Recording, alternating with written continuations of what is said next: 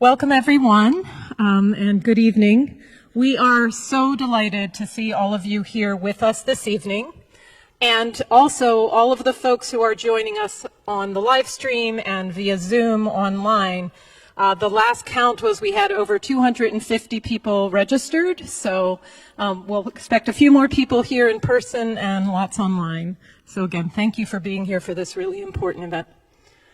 I'm honored to represent Need Indeed as the Associate Director, welcoming you on behalf of the entire staff.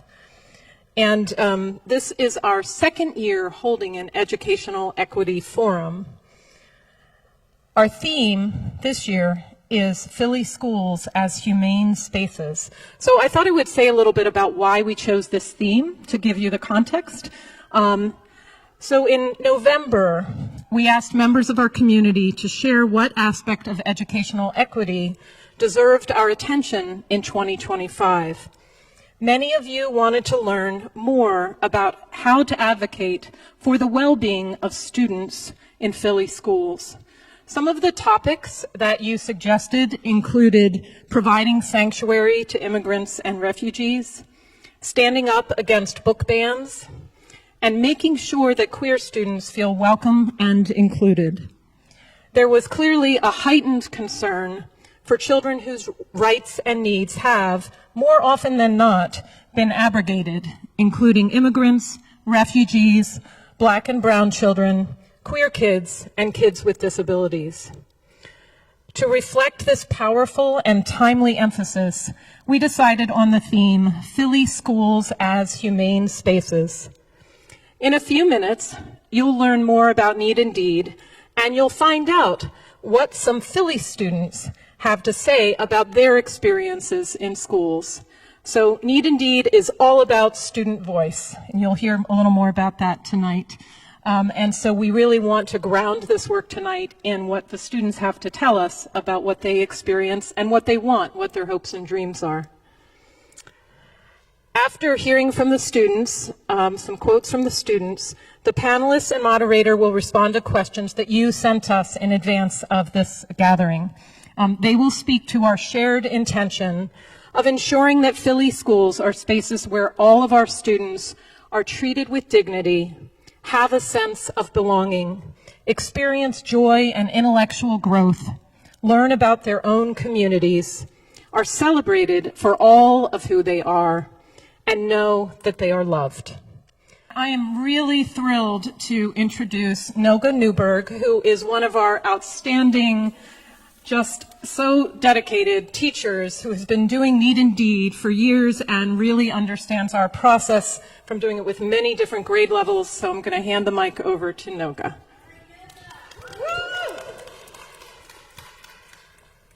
Good evening. It's really an honor to be here. I joined the Need Indeed Teacher Network at least over a decade ago as a way to help my students find connection between their world in school, and our curriculum. And as Janet said, during the past decade, I've taught in grades 3 to 6 in district, neighborhood schools, charter schools, in well-resourced schools, and under-resourced schools. In every year and every setting, students impress me with their awareness and sensitivity to social issues that impact their lives. Just listen to the range of social issues they have explored, issues that truly deeply matter to them. Eviction and tenants' rights, book banning and racism, minimum wage, fair school funding, and climate change. This year, my 5th graders brainstormed 3 topics to study: gun violence, climate change, and the war in Gaza. On a recent afternoon, we gathered on the carpet in a circle and shared how we have been affected by these social issues. Adiam shared that his brother was shot in his home earlier this year. Josiah opened up about his uncle that died from a gunshot wound. Eunice and Mohammed ached to be able to return to their families in Gaza, worried for their safety. Such conversations not only signal to children that school is a safe space to share their fears, but also teach them how organizations and individuals are working towards fixing this broken world. A particularly powerful Need and Deed project took place a few years ago with a group of 6th graders who were really concerned about poverty in the city.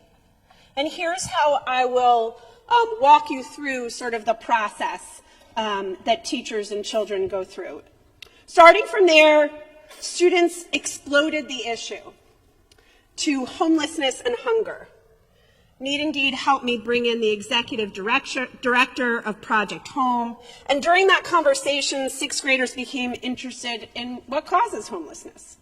We then studied the fight for minimum wage and heard from advocates and activists advocating for a living wage.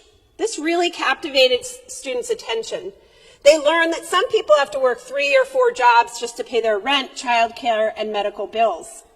That led me to introduce students to Rashida Phillips at Community Legal Services to understand eviction laws and tenants' rights. Once students learned about the inhumane tactics that landlords can use to evict people from their subpar housing, these 6th graders were clear on what our final social issue should be: tenants' rights. We brainstormed what we could do with the important information Philadelphians needed. Students decided that they wanted to educate renters of their rights, so they wrote a brochure. Students then had the incredible opportunity to present this brochure, their tenants' rights pamphlet, to a team of advocates at Community Legal Services. CLS planned to share this pamphlet with their clients fighting against their eviction ruling. The inquiry made possible by Need and Deed empowered students to turn their own research into action with real public impact. It's these opportunities that give me joy and inspiration to continue to teach in Philadelphia. There is never a Need and Deed project that doesn't yield compassionate and engaged students. What more could you want from a group of students? Right now, however, teaching in the school district of Philadelphia is constrained and challenging, to say the least. Teachers don't have autonomy about how or what to teach. Perhaps more importantly, students are rarely offered any choices about what books they can read or given an opportunity to explore the topics they are curious about. In this current environment, it's so challenging to inspire and motivate children. Need and Deed is the only avenue that I'm aware of that offers young people a chance to go through an inquiry process, to research topics that they care about, to learn from experts in the city who are working and strategizing to solve the problems that affect them on a daily basis. Policymakers, curriculum writers, and administrators need to remember that learning does not happen in a vacuum. It's a process, a journey. Learning happens by understanding your own identity and investigating ideas and questions you're passionate about. Growth occurs in classrooms where young people can reflect on their learning, practice life skills such as empathy, and bring their whole selves to the learning process. I'd like to leave you with the voices of 2 of my former students. First, Sunny reflected on the Need and Deed unit the whole year. She wrote, "A life skill that I've learned through this unit is caring, because I know that there are more social issues that are more severe than I thought.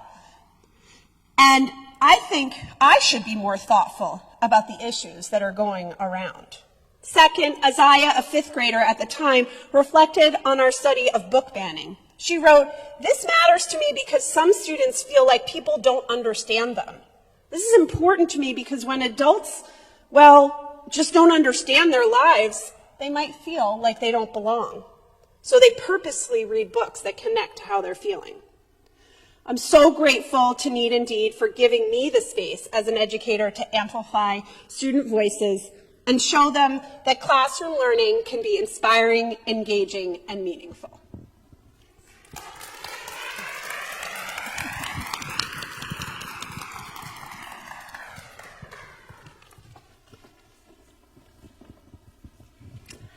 Hi, everyone. My name is Julia Shields Chrestay, and I am the program director at Need and Deed.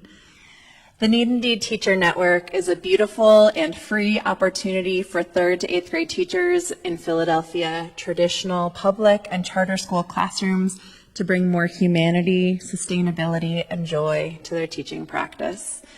Network members collaborate regularly with like-minded educators across the city as they bring student voice and social justice inquiry to their classrooms. They also receive ongoing resources and support from Need Indeed staff.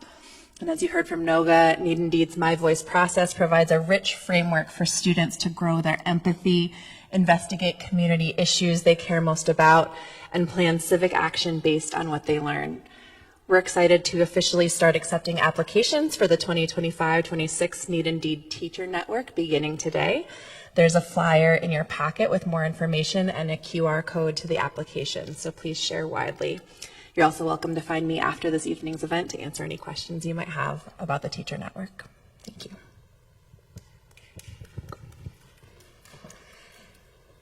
Hi, my name is Helena Miller. I'm a program manager with Need Indeed. I'm here to now present to you what is arguably the most important voices when discussing Philly schools as humane spaces, and that's the students. We asked several classes across the city to share their perspectives with us. So please direct your attention to the slideshow where you will be able to read and even see through original artwork what these Philly students wanted you, adults with power in their community, to know. We ask that as you watch the slideshow, please note where their words and images resonate with you and where you are curious to hear more.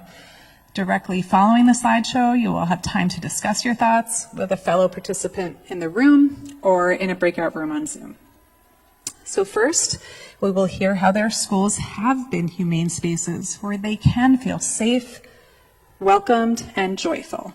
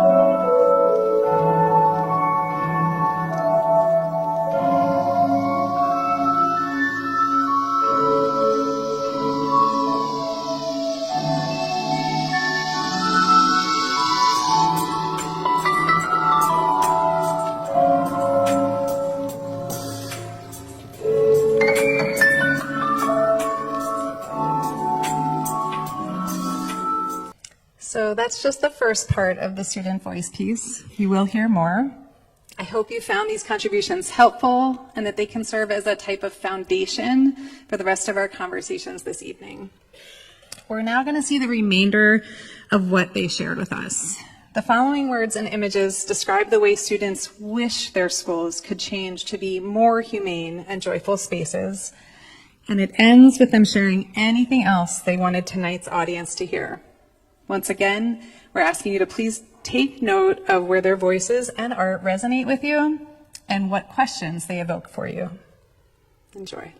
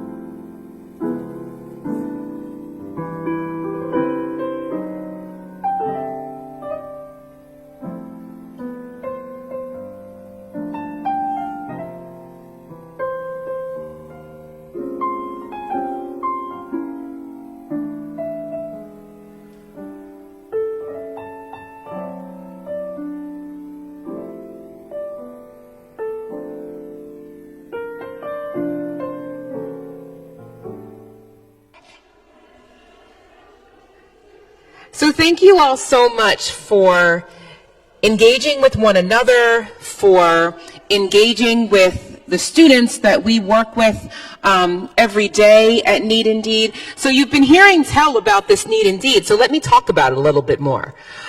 So for those of you that are new to us, Need Indeed's mission is simple yet powerful. It is to transform teaching and learning in 3rd through 8th grade Philadelphia public school classrooms. And we do that by really 3 things. Listening to students. As you can see, we amplify their hopes, their concerns, and ideas for change. We support teachers. We provide strategies that connect learning to real-world issues students care about. And we engage community partners. Those are professionals, activists, and leaders who come into classrooms to enrich discussions and inspire action. At the heart of our work is a core belief that every child deserves a high-quality education no matter their zip code. And that education should take place in schools where students feel seen, heard, and valued, and where they can bring their whole selves into the classroom. I recently came across a quote that resonated deeply with me. And it was, every child in your classroom is someone's whole world. While originally meant for educators, it's a reminder for all of us. So schools should be places of belonging, where diverse ideas, experiences, and identities are not just accepted, but they're embraced. Given the challenges facing our city and our schools, this year's theme, Philly Schools as Humane Spaces, feels more urgent than ever. How do we ensure our schools remain spaces of safety, dignity, and inclusion, especially in times of uncertainty? I want to take a moment just to thank the Need Indeed staff for their dedication in making this event possible. Woo-hoo. I'd also like to acknowledge the Every Voice, Every Vote initiative. This program is a part of the Every Voice, Every Vote, which is a collaborative project, which is part of the Lenfest Institute for Journalism, with support from the William Penn Foundation. You can learn more about that on their website, everyvoiceeveryvote.org. We also want to thank all of you that submitted questions for tonight's discussion. We received more than we can address in one evening, so we identified some key themes that we hope to explore more in depth. So with that, I am very pleased to introduce our panel. We have a distinguished panel here to help us unpack these critical issues. So without further ado, I'm going to ask them to come up. Our moderator, Pennsylvania State Representative Chris Rabb. Shanée Garner, Executive Director of Lift Every Voice Philly. City Council Member Rue Landau. Senior Attorney with the Education Law Center, Kristina Moon. And the Executive Director of Juntos, Erika Guadalupe Núñez.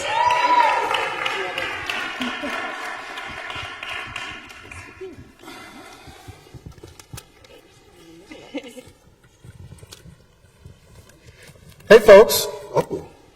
All right, I feel like Janet Jackson with the whole thing here. Yeah.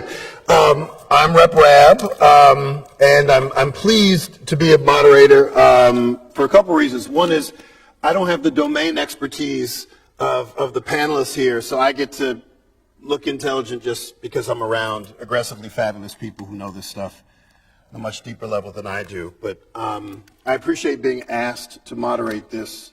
I think in my first 2 terms in office, I introduced a bill calling for full and fair funding of public education, 100% of fair funding dollars going through, or 100% of state education dollars going through the fair funding formula, which was considered radical and unfortunately still considered radical.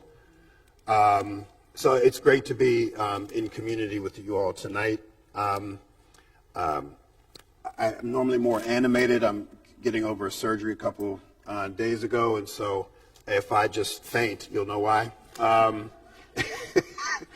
But I didn't want to miss this. This is so important, this conversation. Just the level of nuance and care that's led up to this moment is particularly moving. Seeing the writing of the young people and the pain and the promise of these young people. It's really the main reason I'm here, because if this is an opportunity for me to get into classrooms and listen to more students, like that's like probably my favorite thing about my job. So for all you teachers out there, I would love to meet your students. They don't need to be in my district or not. So let's get to it. There are a lot of questions. We're not going to get to all of them. I'll do my best to curate the conversation. But I think, well, let me just say this, and I will defer to the experts on the panel. When I think about education, particularly during Black History Month and amidst the terror that we all are experiencing in light of the proto-fascistic efforts of folks in DC, I'm reminded of where I get my strength and why I serve. And I think about my dad's mom, who was a public school teacher in Shelbyville, Kentucky, Jim Crow South, during the Depression. And she was a proud graduate of Fisk Institute at the time, married her college sweetheart, who became the country doctor to all of the Black population in this little town of Shelbyville. And she had status as a teacher. She had respect. She had power amidst great adversity. And it's through the appropriate kind of education that lifted up our collective humanity that allowed for her son, her only child, my dad, to weather the storm and desegregate University of Louisville in 1950. All of this relates to education broadly writ. So when I think about what these young people are going through now, when I think about how politicians stand in the way of full and fair funding, that's a form of structural violence. And when we see these right-wingers weaponize education, try to get rid of the Department of Education and so forth, it's clear they know that a truly educated and humane population of young people is their biggest threat, which means that we are all doing something right. And it's just an iteration of previous generations where they said it is illegal to read or write, or for white people, it is illegal for you to teach Black people to read or write. White people would be publicly flogged if they helped increase literacy among enslaved populations. So education is indeed power, particularly with purpose behind it. And there's a lot of purpose in this room. So I just wanted to say that as a preface to far more insightful comments from my colleagues and panels here tonight. So I'm going to start off with a basic question, which is, I'd like to know, we'll start from left to right. Oh, do you need a mic? Oh, sure. Thank you. There you go. Give us an overview of what you're currently working on and how that connects to the rights and needs of Philly students. Hello? Okay. My name's Shanée, Garner, she, her pronouns. Thank you for having me. It's good to see familiar faces. I run a nonprofit called Lift Every Voice Philly, and we are a Black-led parent organizing group that is doing base building in West and North Philly and working on a campaign around joy. I think the backstory is 3 years ago when I was thinking about what was next. One of the things that felt at odds with like my values and the way that I was raised in a city with lots of education activists was that there was not a single organizing home for parents who are as committed to other people's kids as their own. And we know from history and from present that time and time again, that kind of resource hoarding, that kind of breakdown in community only perpetuates structural violence. And so I founded Lift Every Voice with the idea that there could be an organizing home for parents and that we could bring in and focus on and incubate in communities closest to the pain. And so our criteria for looking at school-based chapters is to seek out areas where we see wide-scale disinvestment by way of outcomes. And I want to be very clear that those outcomes are a result of disinvestment, not some like personal failings of communities. And so we looked at gun violence rates that were 2 times the citywide average in the school catchment. We looked at if there was a presence of at least one of the 58 deadliest blocks. We looked at poor outcomes, the things that really impact Black people in particular. So kidney failure, heart failure, stroke rates, right? The things that tell us that over and over again a community has been neglected. And then we basically do the thing that has to get done, which is like the most tedious, the most like boring at times work, which is we go to school sites and we greet parents at arrival and dismissal when they're rushing, when they have a million things to do. And what we do is we extend an invitation. And so our invitation in the schools where we're working is to join and have faith in their fellow community members and their fellow parents and their experience as experts. And I think a ton of the history, which we don't have to go into right now, is it's evident that parents are the experts on their kids, right? Like when we talk about the whole world, someone's whole world is in a classroom, no one knows a kid better than their parents. And so I think our charge is to build a base of parents who feel like the collective good is their responsibility and who stay close enough to the pain and close enough to the people that we can bridge across difference. And so that's what Lift Every Voice is doing. Thank you. Huge claps for you, Shanée, and Lift Every Voice. I just love hearing how you have taken this concept and have it grow. So I'm Councilmember Rue Landau. I'm at large. I represent the entire city. I want to first give a big shout out to my colleague Kendra Brooks, who's here, who is an expert and a mentor in all areas of education and everything, and it's just I'm so lucky to be able to serve alongside her. The work that I'm doing right now in council is really to just continually work to fund our school district as much as possible, to hold them accountable to making sure that they're enforcing their own policies of protecting immigrant students, protecting LGBTQ students, having those policies that they create at 440 on North Broad Street trickle down to every single school, every single principal, every single teacher, every adult in a school, so that we can make sure that our schools are the safest, most supportive and productive learning environments that they possibly can be. My history of working, when I ran the city's Commission on Human Relations, I did a lot of work on trying to resolve intergroup conflict in schools of kids who were having conflicts with each other across differences, whether it was race or religion, immigrant status, LGBTQ status, and really working to make sure that we were finding solutions to those problems. So that was my first entree deep into the school system, where I learned so much of how much doesn't trickle down from the top, how we don't have consistency, how we really need to make sure that everybody is held to the same standards. And I just want to add to all of this that my grandmother was a teacher at an English teacher at Olney High School for many, many years. And to read the article that was in the Inquirer, I think yesterday, about how they don't even have the most basic athletic equipment so their kids can have, their extracurricular activities, was just so heartbreaking to see what our disinvestment produces and how it's just so obvious that there's a solution to turn that around. So thank you. Thank you. Thank you.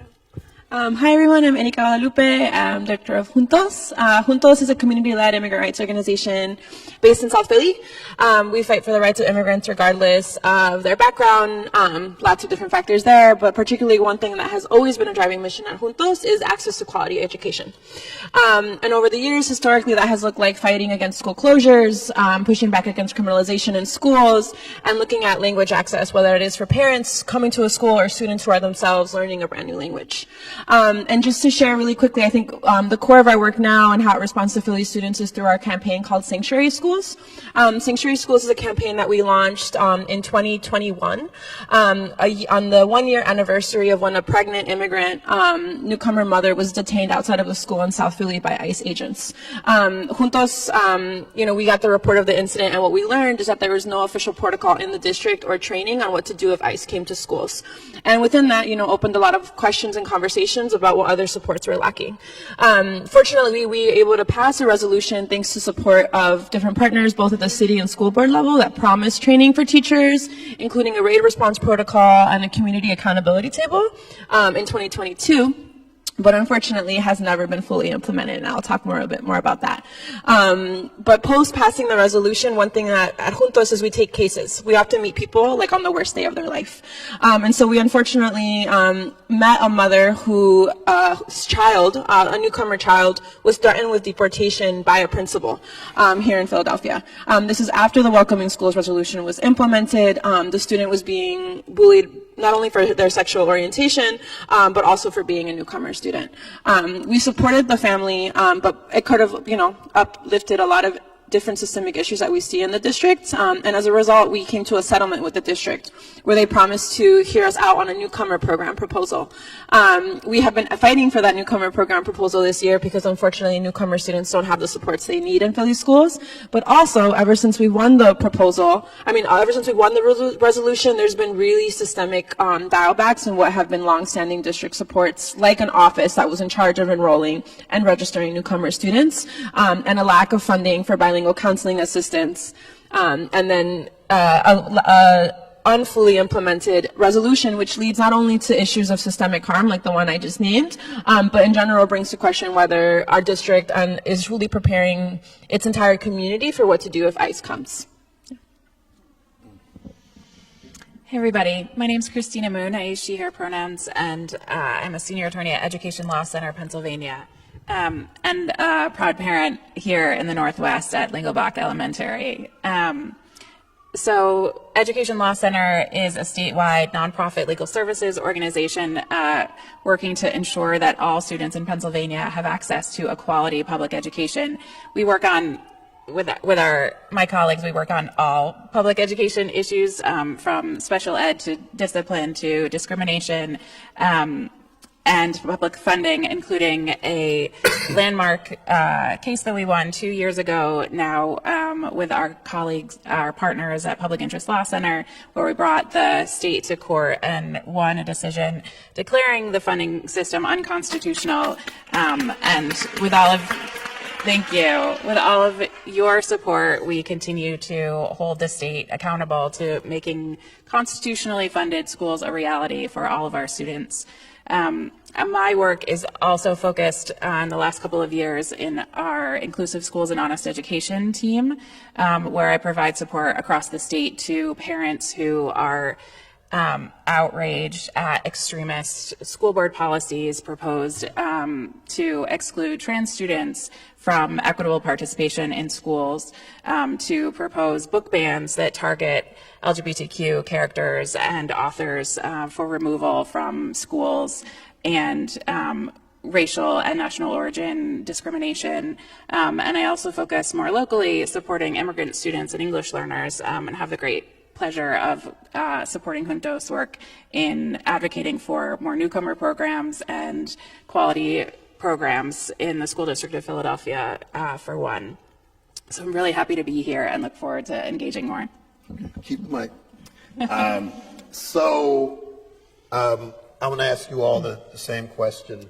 Like, what moves you in this work personally? Like, what sustains you? I mean, we're all experiencing collective trauma and a lot of headwinds.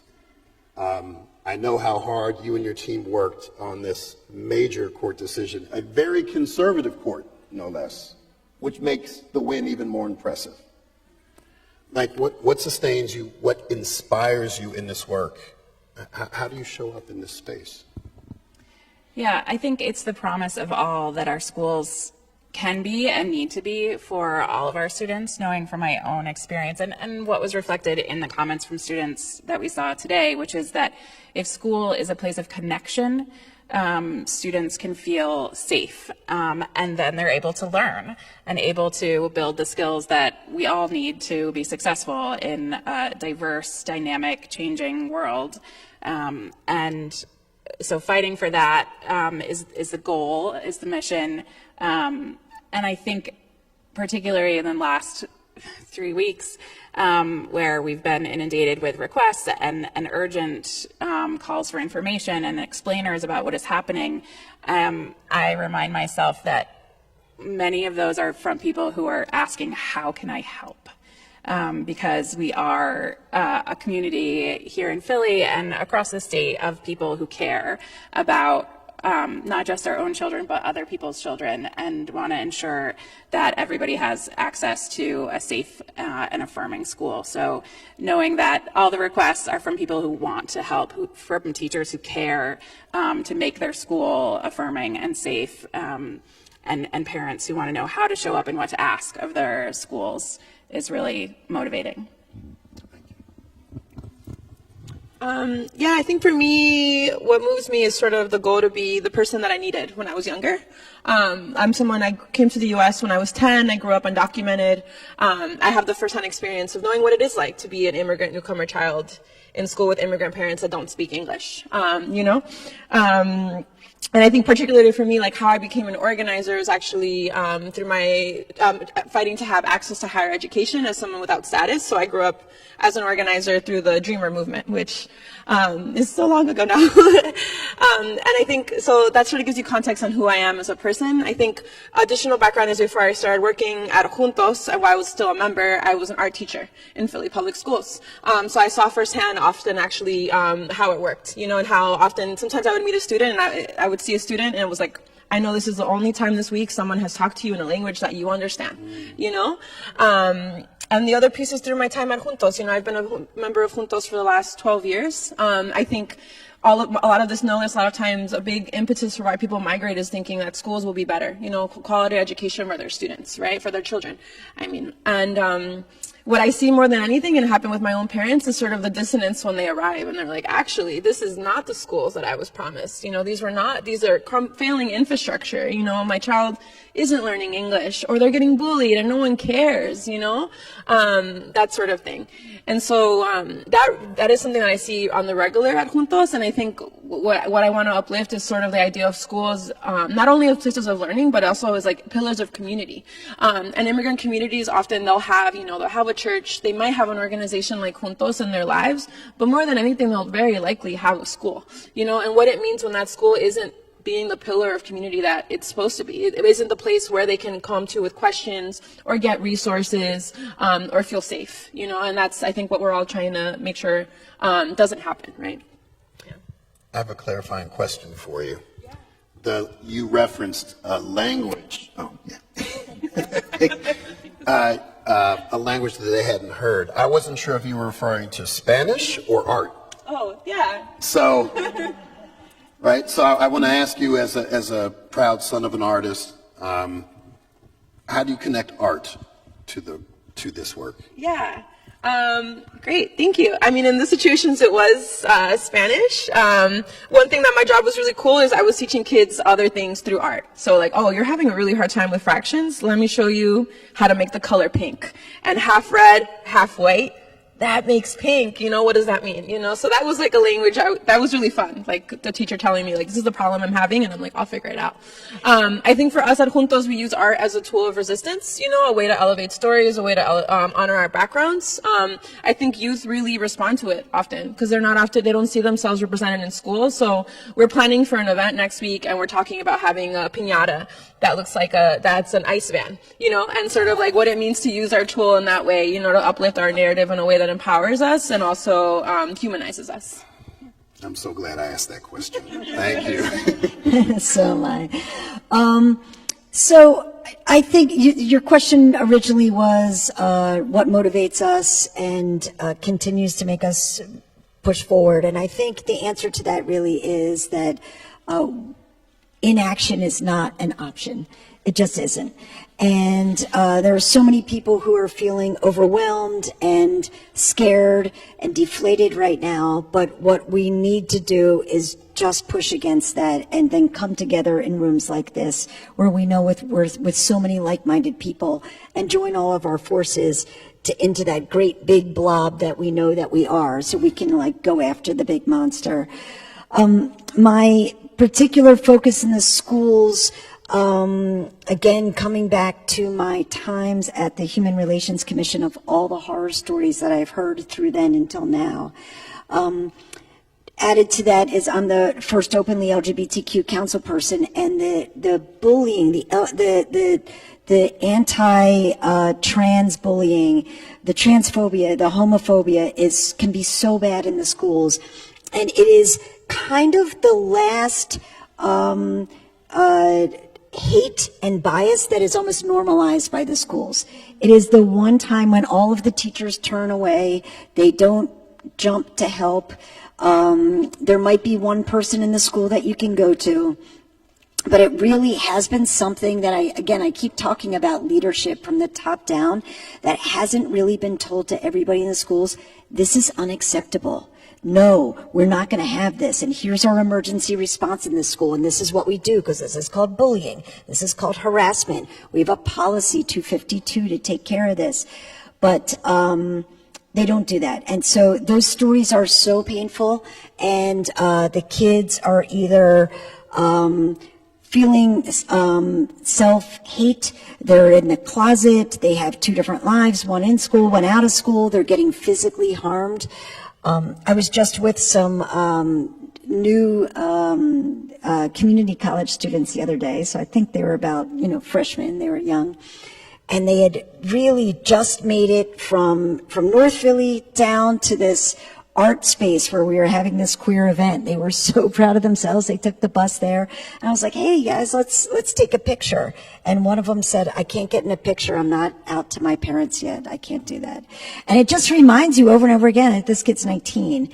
And this was, there's just a lot that our kids are battling that they shouldn't have to battle in schools. They should be their own beautiful, authentic selves, and just every single one of them should be accepted for what they bring to the table, and it's all different. And I know this wonderful panel up here are the folks who are doing a lot of the heavy lifting to make that happen too, and I just hope to do my part. Thank you. I want to go a little deeper with you, because we had a conversation some time ago, and Private. I'm not going to talk about it, Okay. but I'm acknowledging that we've met This is before, very which I think candid. is okay. Very candid But I am calling you out on this. There was an intensity and a focus and a commitment that I felt from you from the moment I met you. And in your description when you first spoke, I felt this, how you described it was simple and straightforward and powerful, but it also felt really radical to me. And I don't know if you see it that way, but it just seemed profoundly radical, the work. No, what you just said tonight when you're talking about what you were doing, it was very clear, it was very concrete, it was very small scale and radical. And I don't often see people doing that work on a hyper-local level where it's small and radical, and maybe you see yourself differently, but that's how it came to me. And I'm wondering, where's this coming from? Yeah. I was born 2 weeks after the MOVE bombing, 10 minutes away. And my mom took a foray through the ER, like everyone else in West Philly who was pregnant at that time, to be like, holy, it's about to happen. And so depending on who you ask, I'm either passionate or insufferable. And I think that's a fair assessment.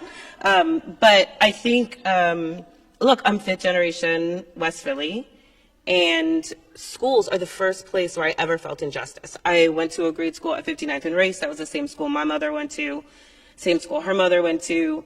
It was built in 1909. That was in the 90s. And I remember feeling completely supported. My teachers treated me like I was wonderful. Our principal was this like really jovial old black dude, Dr. Barksdale.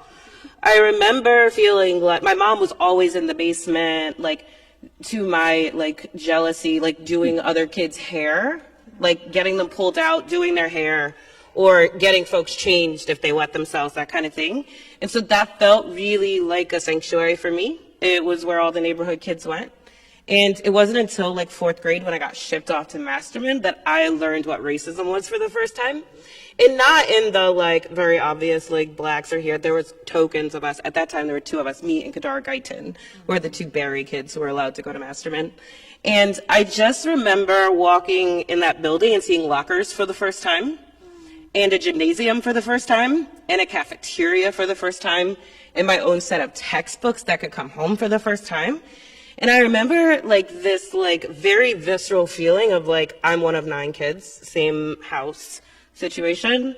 I remember being like, this is a joke. Like, I couldn't believe that my parents thought that I needed to go to this other school. I was just like, why can't I stay with everyone else? And so I've been kind of an MFer, I think, since then.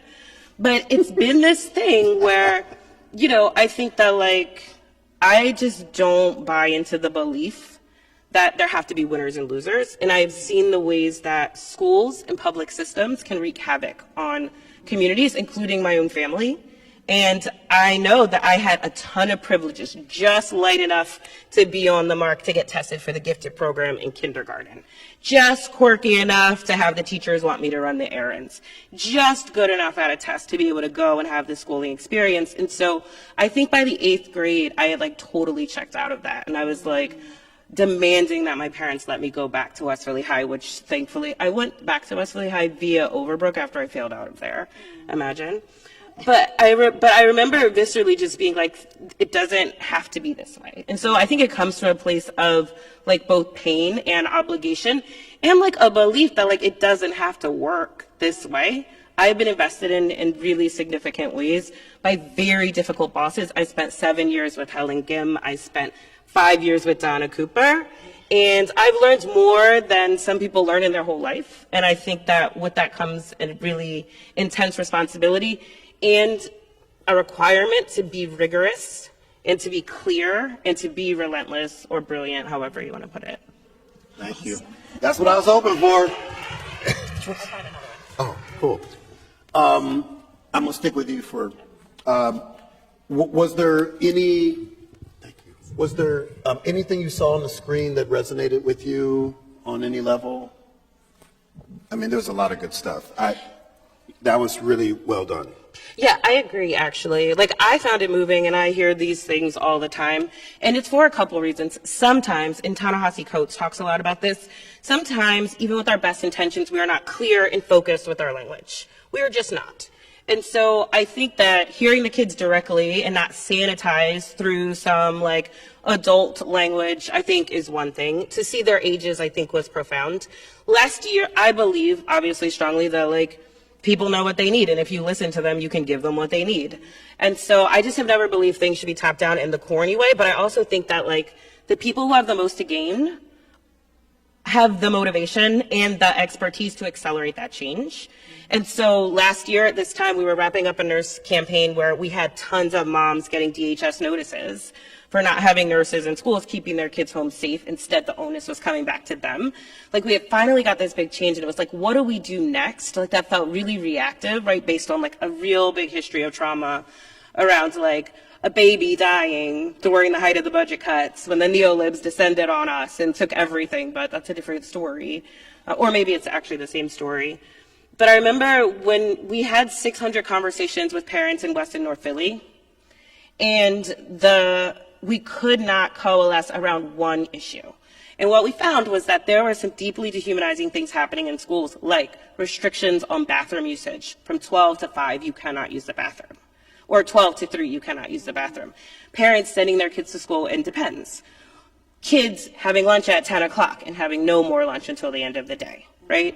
kids being yelled at, collective punishment, right? Like this idea that like one person does something, not only does it make we have a solidarity chapter of parents who are parents like me, they identify as having either race or class privilege. One of the most privileged parents from Penn Alexander, who would identify as wealthy, I think, said that the thing about the collective punishment was that it was teaching her white child, who is a male, more about anti-blackness than she ever could, right? Like, it was understood that by the second grade, the lines are drawn. They're like, you guys who have a hard time are like the actual people who are causing the issue. And that just like builds another generation of this that we are in. And so what we basically did was we identified this, what we call Dirty Dozen. And we decided that in order to have an affirmative campaign, we would examine these really anti-Black practices that were prevalent everywhere, right? 8-minute recesses or no recess. We would examine those on city council with Councilmember Rue Landau, who I only know from council, actually. And we'd also call for a chief of joy who would set baseline standards around what children are entitled to. Because this idea that you have to be a part of a program or have a thing is a thing. And so you can learn more about the Joy campaign some other time. I'm rambling now. But I think for us, it's like, can we be very clear that we can ask for something as ridiculous as a chief of joy, and we can force the district to, for the first time ever, commit to a recess policy. There is not a single recess entitlement in the school district of Philadelphia for a district that is hundreds of years old that educates thousands and thousands of kids a day. And so I think for us, it's like, can we harness the expertise and the passion and the pain of parents, and can we move that pain to the people who are accountable for making that change? Thank you. Thank you. Anyone else who responded in a particularly visceral or something that popped up from what we saw on the screen earlier? I just want to add that I saw some of, the stories that I've heard from Lift Every Voice, and when I saw on the screen, I saw it immediately when my son went to kindergarten. There was a new teacher who was trying to be, I think, extra strict because she was trying to prove herself to the principal. And I went in to go help early on when they had cut the student teachers, the helpers. And so she was stressed. There was 34, basically 5-year-olds in a room with her. But the way she handled this classroom was just over the top, and the way she treated the boys so much worse than the girls, and the things that she'd get upset about. She'd read to the class, and she knew she was watching Johnny and knew he'd move a little. She would stop reading just to discipline him in front of everybody instead of just read. They were literally just moving a little bit on the floor. And my son would come home and say his back hurts because he had to sit up straight and tall all the time on the floor. And we just saw it over and over again. Thankfully, we moved on from that. He is literally one of the lucky ones. He's at Central, which is such an incredible school in Philadelphia, but it is absolutely outrageous that all of our schools are not fully equipped with every single thing that they need for the school. And the kids need the joy. They need to move around. They need to be humans. They should not be treated like they're in boot camp. It's school after all. They're spending most of their waking days there, their time there. So we should have it, to kind of mimic a day. You need break time. Yeah. Thank you for sharing that. I was diagnosed as neurospicy just like 8 years. That's what I call ADHD, neurospicy. I was diagnosed like 8 years ago, and I'm like, oh, that explains everything. So when you're talking about like fidgeting and actually that's one of the things I do when I go to schools, when I just talk about, why I'm here and what I do, and I say, I kind of go off on tangents because I'm neurospicy. Is anyone here neurospicy? No. Say, have anyone of you heard of ADHD?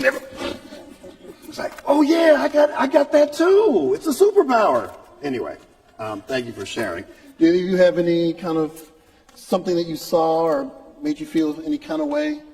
I really love the intentionality of centralizing their feelings in this space. I think that's really well done.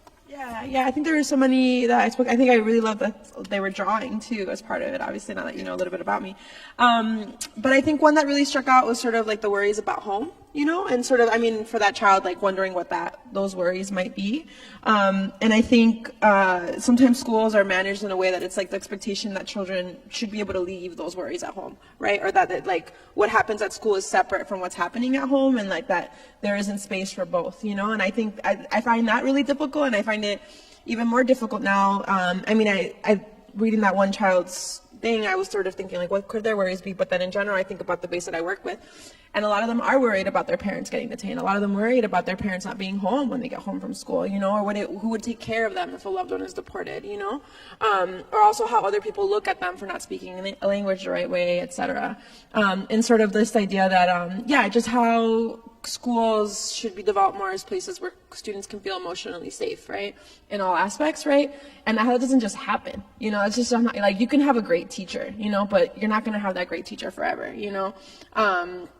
And sort of, how that comes down to places like the district making sure that their student, like, that they're responding to these community fears that are so prevalent, because their children, like the students, continue to exist when they leave the classroom, you know. All right.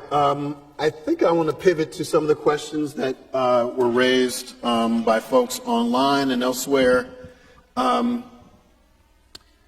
So let's go with this one. I'm an ESL teacher, and we have a large immigrant community in my school.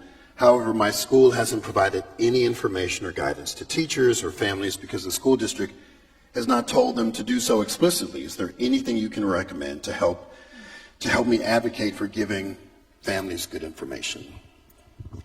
Yeah, I really appreciate this question because it's one that I've been getting a lot from all of our concerned teachers and community partners.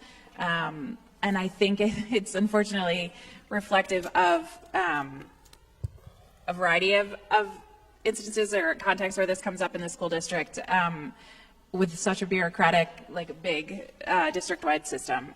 So what I can share, my understanding as this has developed over the past several days or weeks is that the district has, you know, their website with, that now is populated with immigrant resources that they've curated for immigrant families, and they've got it posted on the website, so it's like can be translated through the website, but it's this passive, you have to go to their website and find it. And what we've asked for is for like communications directly from principals and teachers to be able to be sharing resources and information in languages that families need directly to families and students. And so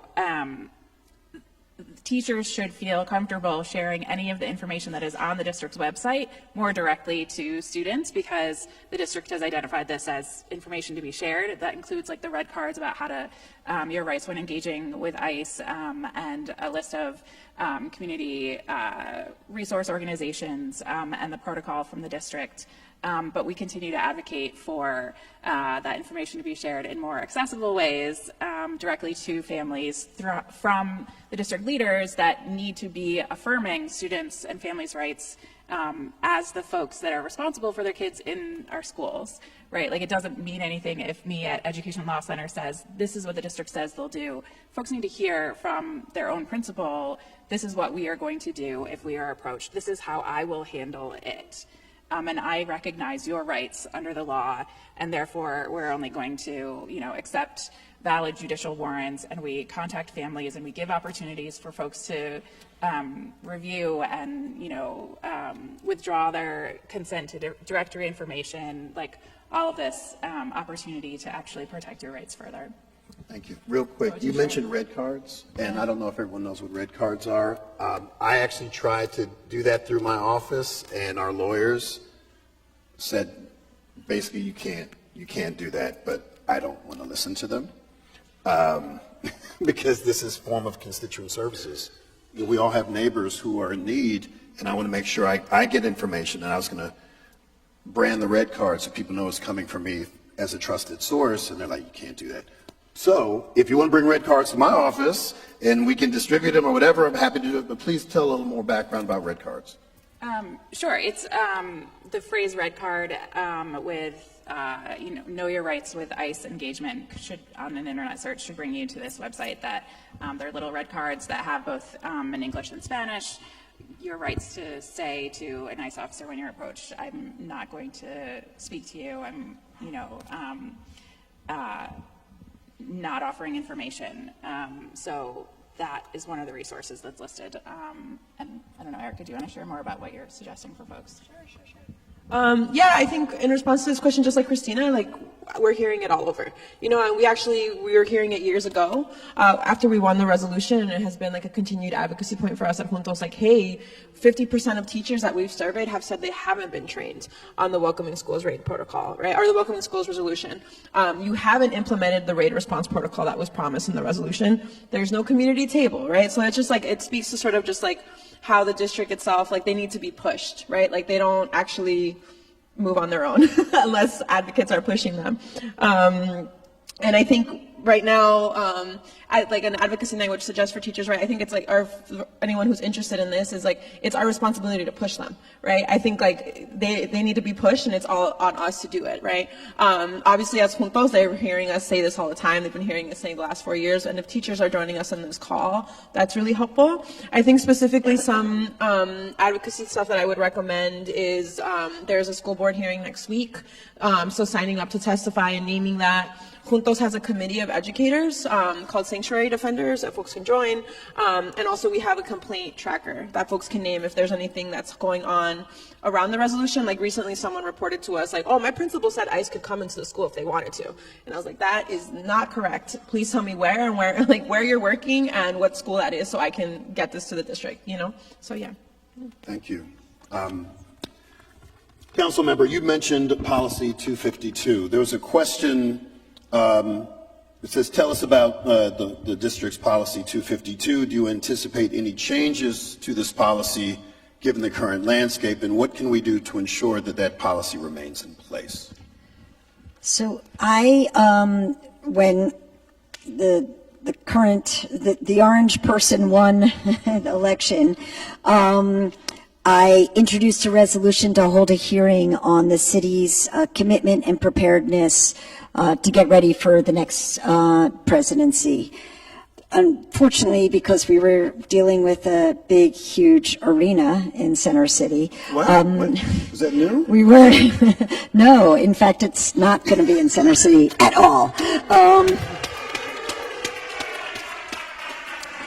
I introduced a resolution in November, and we weren't able to get the hearing scheduled until January 22nd, 2 days after inauguration.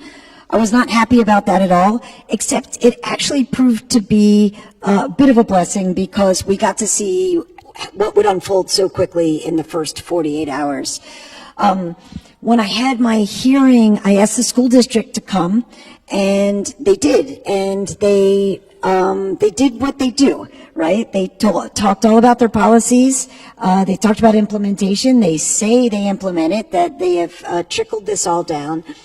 And they were specific also to describe what policy 252 is, which allows young people who identify as transgender or non-binary to dress according to whatever way they want to dress, to use the bathroom that is associated with their gender identity, to not disclose their gender identity if they don't want to, and to basically follow all of the other non-discrimination principles that we have in the city of Philadelphia, that we have in the Fair Practices Ordinance, that you can't discriminate against anybody in employment, housing, or places of public accommodation based on gender identity.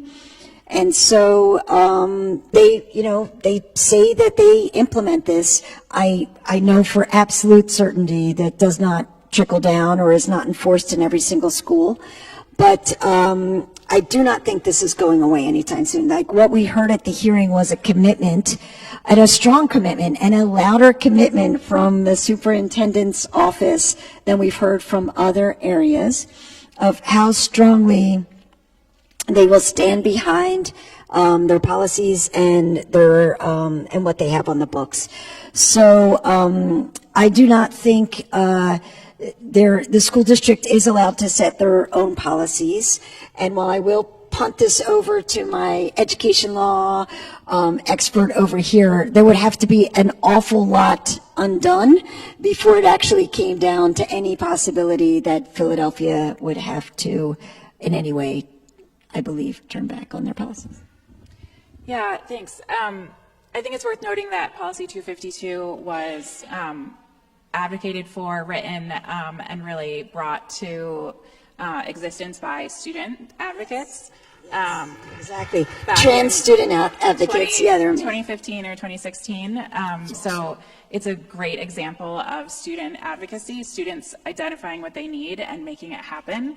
And it is great on paper, and for sure, you know, it relies on the individual building administrators to make sure that it happens and it is reality for all students. And I fervently hope that there is a steadfast commitment from the school district to not budge on this. But I will say that I think all school districts are feeling some very real fear right now based on the fear-mongering and threats to funding from the administration. And so they need to hear from us that this is something that really matters, is critical to our students' well-being and safety and success in school.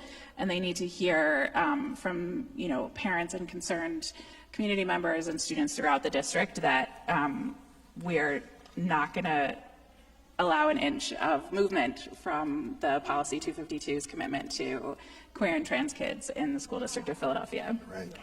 I got a follow-up for you.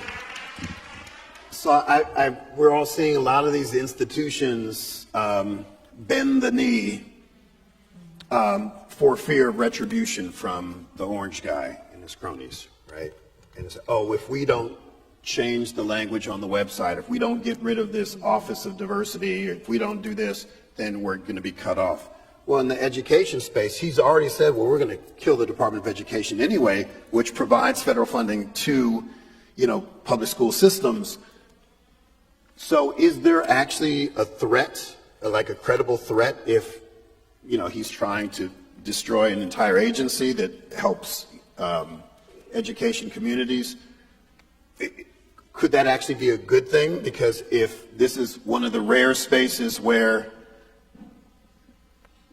we already assume that federal funding is not going to be flowing, so it's okay to boldly support this program that he and his cronies would hate, right? So is that just maybe too optimistic, or you know what I'm saying here? Like, it just, yeah. You know, all these programs that are helping the most vulnerable and minoritized communities are the ones who are being hit first, and they're being put in this situation where they have to pull back on either services, language, et cetera, even if they don't want to do it. It's like, this is the only way we're going to keep the money coming in under these consequences. But if the money's not going to be coming in anyway, because he doesn't actually believe in public education anyway, maybe this is an opportunity to be even bolder. I don't know. Is that, you're the expert here? I don't know.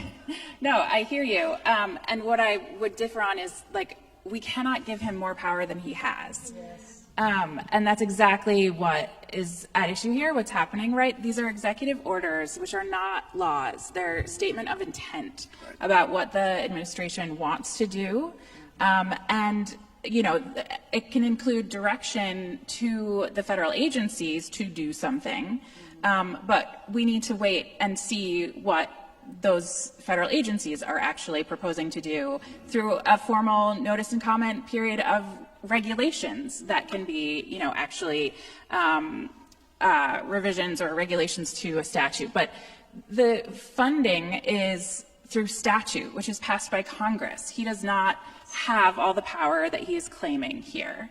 And so it's really incumbent on us to pause and really think very critically about what he's saying versus what is actually happened so far and what can actually happen before we're giving any space. And so, you know, our message to school districts is not to self-censor, to like bow and comply in advance before you actually have a real, credible, legitimate legal requirement in front of you. Because, you know, we're talking about Title I funding, which is through statute. We're talking about the Department of Education, which is established through statute. Sure, there are things that he can do to make life worse and hard for our schools, and we have to deal with the outcome of some of this. But there is still Title IX, the statute prohibiting sex discrimination, and Title VI prohibiting race discrimination, and lots of case law that establish, you know, through our courts what that means. And executive orders cannot undo statute, they cannot undo case law. And we also have here in Pennsylvania the benefit of a state anti-discrimination statute, the Pennsylvania Human Relations Act, that also prohibits discrimination in our schools based on sex, gender identity, sexual orientation, and race that is broadly defined. So our message is, do not do this work for the president. Continue to show up and protect our students. And, you know, even if there, and I also acknowledge that there is and already has been weaponization of the Office of Civil Rights and directed investigations with the purpose of twisting our civil rights laws against schools that are trying to do the right thing. That's real, but that's happening in particular places at a particular moment in time, and all of our schools cannot be discriminating against our students in fear of like being the next target of that, right? There is a process through OCR, and, you know, if there is a finding against a school, there's a period to comply before federal funding is actually withdrawn based on finding of discrimination under OCR. So we cannot do this work for the administration in advance. We owe our students to keep showing up, keep protecting their spaces as safe, affirming learning environments for everyone. Yeah. Thank you. I'm just a quick question. Have you considered a career in law? I have and am. I was joking. That was really a great response. So let me jump to you and talk about joy. We have a question here. Based on what we heard from our Need Indeed students, how do we tell the truth to our children and ensure that we continue to nourish and encourage their joy? Yeah, look, this is a deeply personal decision, and I have real big disagreements with a lot of my closest, like, white family and friends about this. Our charges are different depending on what our position and what our identity is, and there is just no way around that. And so I can remember telling someone who I trusted very much, like, you are not to tell my kid ever again that immigrants are going to be deported because I found him in his room writing letters to the person who comes once every 6 months to clean our house, to his uncle and to his aunt, right? Like, I can't have you doing that. Like, this is abstract in your world, right? You're like, Donald Trump is going to get rid of immigrants. For me and for my kid, he's like, this is like my actual family. And so I think we have a really tall task, right? Like, my intention as a parent personally is to protect the childhood that my children have for a very short period of time compared to other children, right? That's fundamentally different. So my kids know that they are Black, yes, but right now, if my 7-year-old goes to a police officer, chances are they will get help. I am in no rush to tell him what he will learn that we will discuss in 3 or 4 years being a kid of the 99th percentile. And so let's zoom out of that. And it's like, how are we honest with our kids, right, about that, given that we're all in different places and the anxiety is much different if you are far away from it, far enough to theorize about it, or if you're like of it and you're in it. And I think one is going to be to answer the questions that they're giving us and to reassure. It doesn't matter if we don't know how. Our job is to make sure that our kids feel safe. They cannot operate in a space where they feel like they cannot be kept safe. Safety is relative. It is not objective at all. But it is a situation where when Donald Trump won and my kid rightfully came home at 7 and said, what are we going to do? I said, we're going to keep doing what we have been doing. We're going to take care of each other, and we're going to be okay. As the questions come in, I will answer the questions. And so I think for me, the charge is a little bit different. And we think a lot, I think a lot about this in terms of like performance, right? I think about preschool. A very treasured organizing friend told my 4-year-old, like, the cops kill black people. And so I have some like very specific trauma around this because my black poor family does not actually start this kind of education at 4. And I'm a kid who was pulled out of black history lessons until 5th grade, right? Like, and I turned out okay to not be a sellout or any other pejorative. I think that like what we have as an opportunity is to model to our kids what compassion means and to challenge them and agitate them in the organizing sense of like, is that the right thing? My kid will sometimes come home and tell me someone is doing something at school that's like annoying or not right. And I ask him, like, if he asked the kid why he was doing it.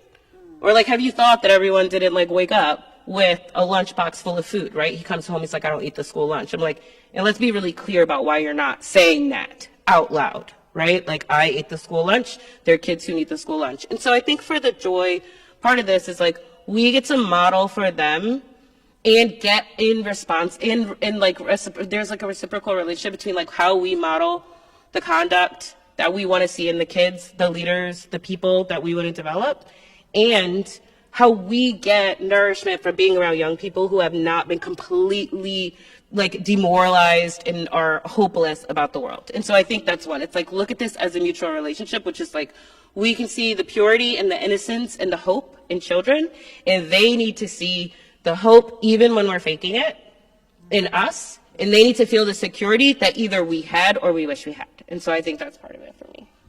Thank you. Whew. Yeah, that hit very close to home.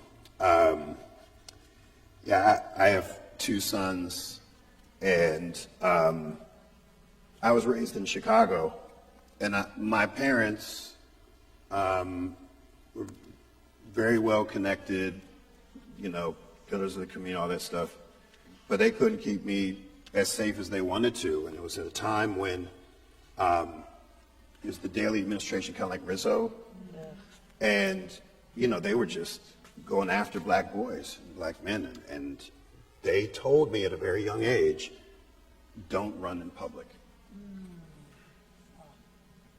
It breaks my heart. And it breaks my heart. This was in the 70s, 80s. And I didn't understand just how painful it was for my parents. My father was a surgeon. My mom worked for the first black mayor for the city of Chicago. And they had to prepare their 2 black sons for the real world, which is if we were caught running, we'd be the next victim. And lo and behold, I was running for a bus to go to this Jesuit school I went to, and I got stopped by a cop, and it put a gun out to my head. I'm 14. And I live with that trauma, and I see the same things happening to my sons, and it breaks my heart that I've had to have the same conversations too damn early. And you want to preserve their childhood, you want to preserve the innocence, but oftentimes, even in the very classroom that's supposed to protect them, is where that trauma happens. So this notion of joy is not an intellectual thing. It's real, it's sustaining, it's related to art. It's related to all of these things. You can't leave it at home. You can't leave it in the classroom. We take it with us. How do we process that? All right. Let's move on before I just totally break down here. Thank you. My kids are like, Dad, you're not going to cry again, are you? It's like, come on. Yes, I am. Yes, I am. Yes, I am. We'll take another question here. Should we be concerned that there has not been much messaging to uphold schools as sanctuary spaces by the superintendent, school board, city council, and mayor? What is the most effective way to engage with leaders as Philadelphia parents and Philly voters? And let's start, if you're okay, talking about the mayor. I think a lot of people have questioned the extent to which she is using her power and her status to support, these vulnerable communities, if you're comfortable answering that. Yeah, That'd be great. Yeah, I mean, I think we should absolutely be concerned. You know, like anything but very active resistance to what we're facing right now is unacceptable. Today at work, we were looking at the White House social media.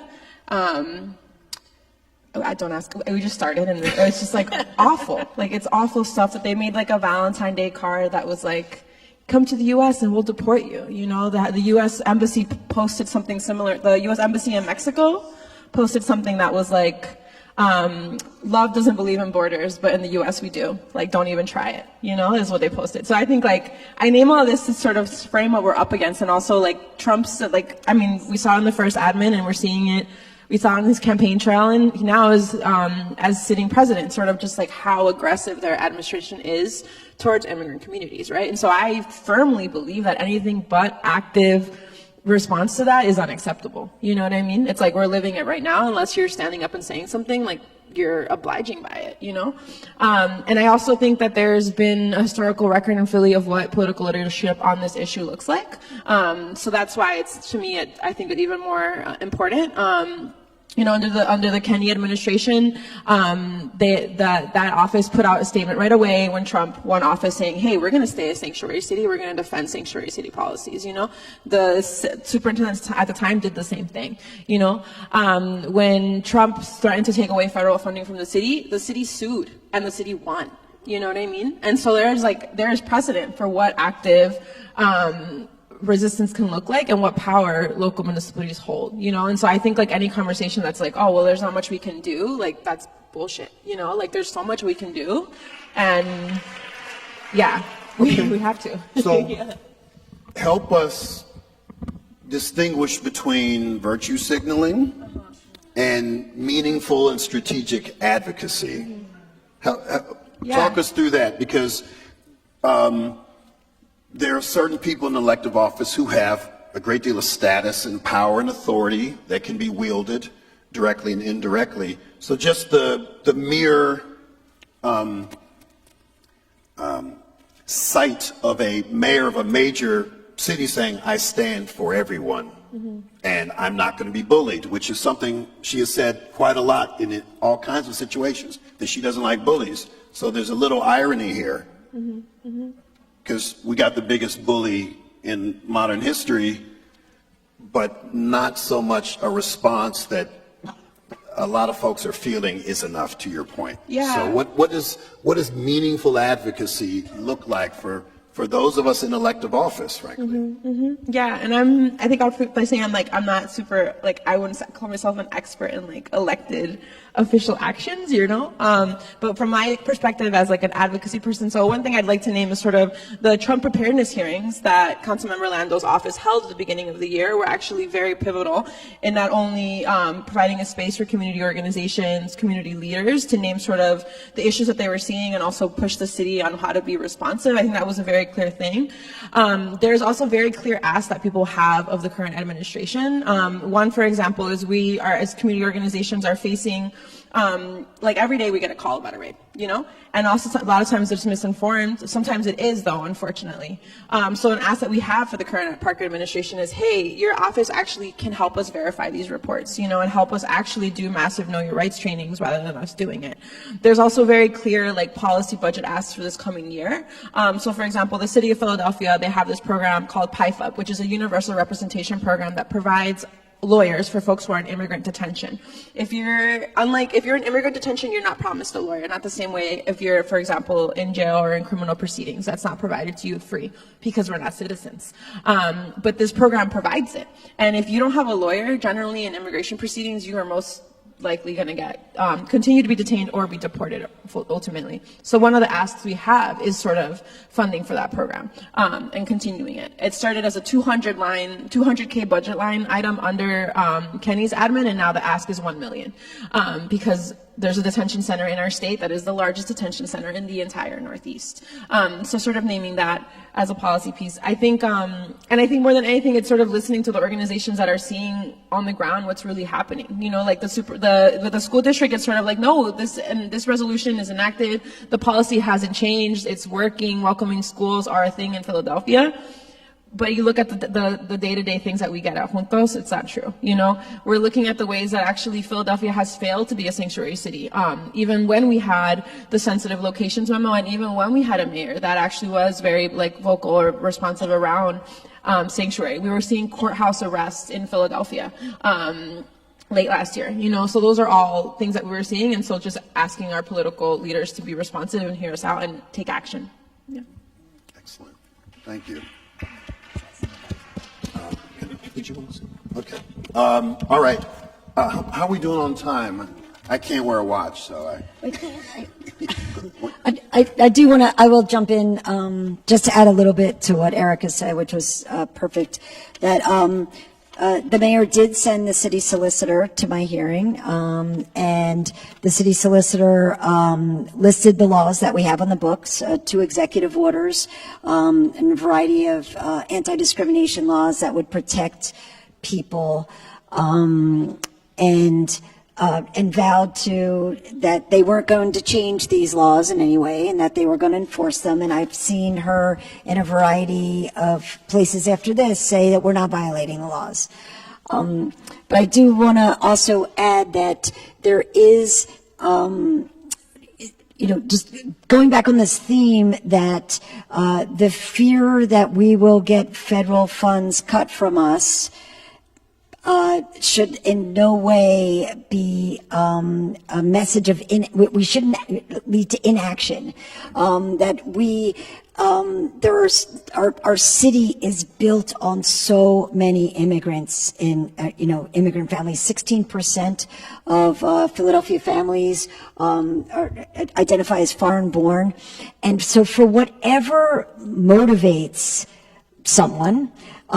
So it could be that reminding people that immigrants aren't just brown, they're black, that this is a major part of our economy. These are a major part of our schools and our neighborhoods. And if you just extract all immigrants from Philadelphia, we're in for significant economic problems along with anything else. We've got a Pew study that shows that we're on the trajectory to actually build back to 1.8 million people.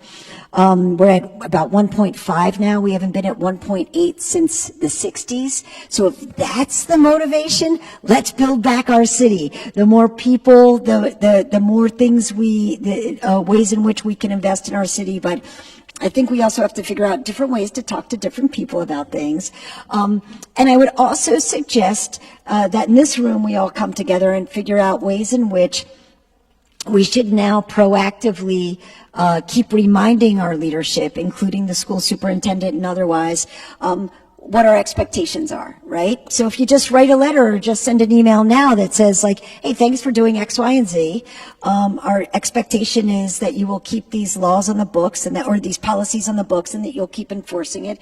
Thanks so much. And not wait till the crisis time, because I actually think, as somebody who just lived on that boiling pot for many months, it is really hard to take with that amount of pressure and decision making and information coming at you. Let's just tell them now. Early on.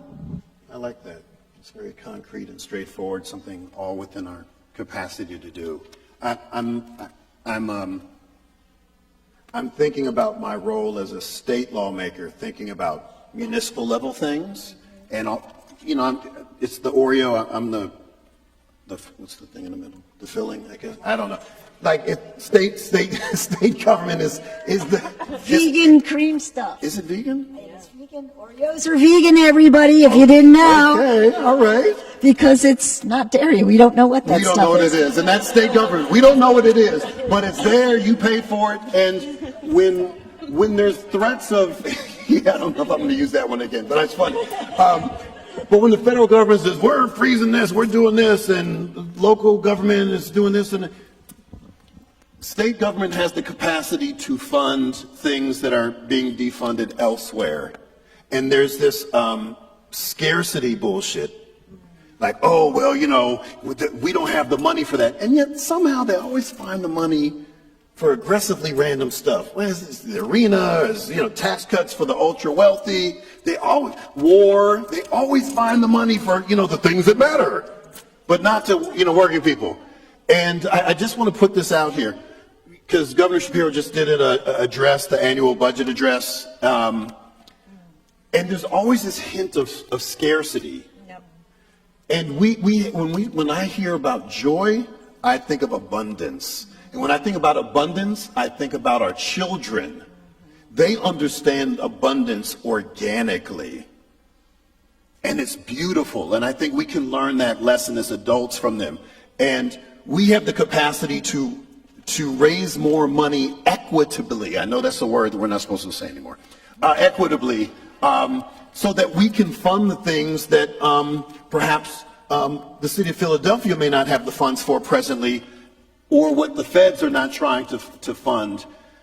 But we have to educate ourselves. And part of this, and one of the reasons I was so appreciative of Need Indeed bringing this together, is this is a form of civic literacy, right? This is so important. To be civically literate in this moment is a form of resistance, and can inspire. Am I right? So I think we've run out of time, but I want to thank the conveners. I want to thank all of you. I want to thank this amazing panel. Let's give it up to them. And just know, because of the aggressive fabulosity that has occurred tonight, I want to remain involved, bring my team, learn, promote all the things you're doing respectively and collectively, not just here on the panel, but all of you, because we have to be strategically collaborative, and we have to also make sure that we practice self-care, which is, an overused expression, I know, but, for those of us who are serving in all different ways, we have to find a way to re-energize, to find our strength and inspiration and give it back. And this is exactly the type of event that's doing that. So thank you all so much. You're amazing panel. Thank you so much. All right.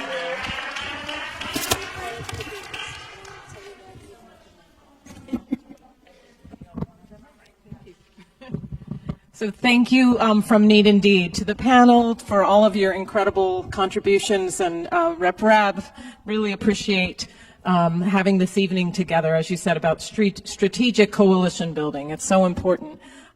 There are so many people to thank. So in addition to the panel, we had honored guests, Kendra Brooks, Councilmember Brooks, Roseanne Liu, Shakita Gaines, the First United Methodist Church of Germantown, our funder, Every Voice, Every Vote, our volunteers, Leslie Rogers and Jason Martin. I feel like I'm NPR now. This is interesting. ASL interpreters, Hetty Kelly and Jackie Carter. Woo! Spanish interpreters, Alex Yepes and Heather Lewis Weber from Temple CLA Translation Institute. Thank you so much. And they also have information in the packet. They're incredible. If you need translation support in either Chinese or Spanish, contact them. They can provide support for community events. So I just want to give a shout out to them. And all of our Need Indeed teachers, especially Noga Newberg and Emily Getty, who was helping with the online part of this. Members of our Need Indeed family who helped out tonight, Tyra Washington and Lisa Hantman.